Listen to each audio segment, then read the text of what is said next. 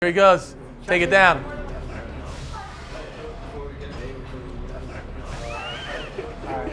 Come on, finish it. Finish it. Good job, Dan. Good job. What's wrong with you, man?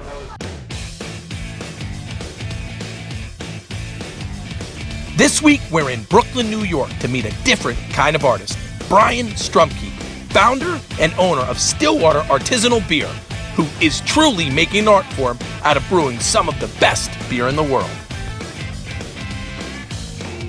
Let me ask you this question. When I say the word artist, give me three names that come to mind. Just artist. Three names that come to mind for you. Well, Warhol for his take on pop culture. Yeah. Dali for his twisting of reality. And Nietzsche for just breaking it all apart. You read books? Do you read like a lot of books? I may not know who these guys are, but I can tell you this, none of them could brew beer like Brian Strumke. So what was it that made Brian want to bottle his art in the form of a beverage?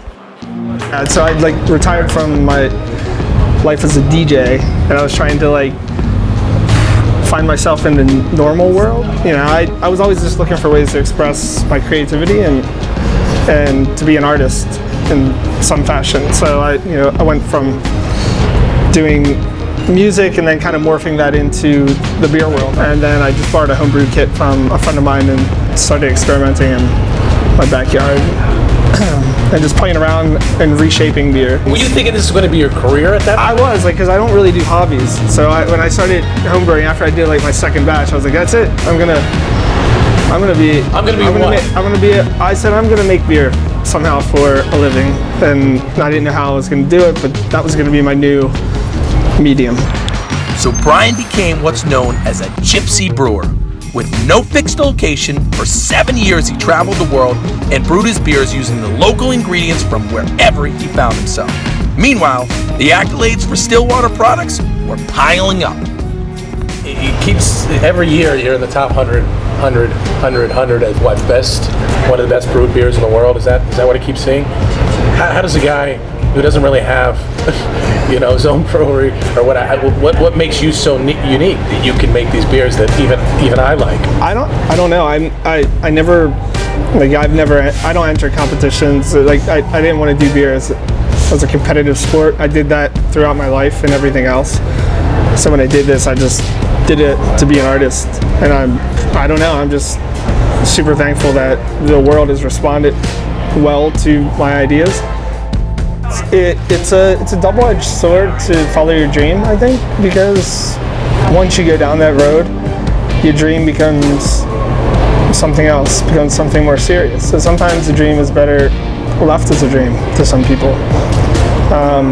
Once you make it a profession or you put some monetary value to it, it kind of it turns it into something else. It's not for everybody, I think, to be the dream chaser. But for those that want to, it's just it's the most amazing wild ride I think you could ever engage upon.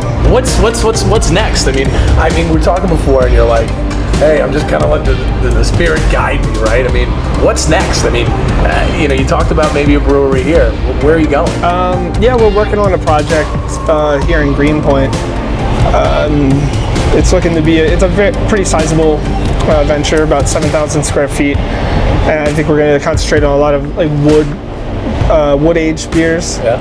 It's going to kind of blur the lines between a brewery and a winery. Mm-hmm.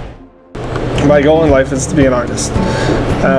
Whatever that art is, it is. Yeah, and I'm so stoked and appreciative and happy that the beer community allowed me to use it as my playground for expressing myself, and that the beer community was down to be involved with it.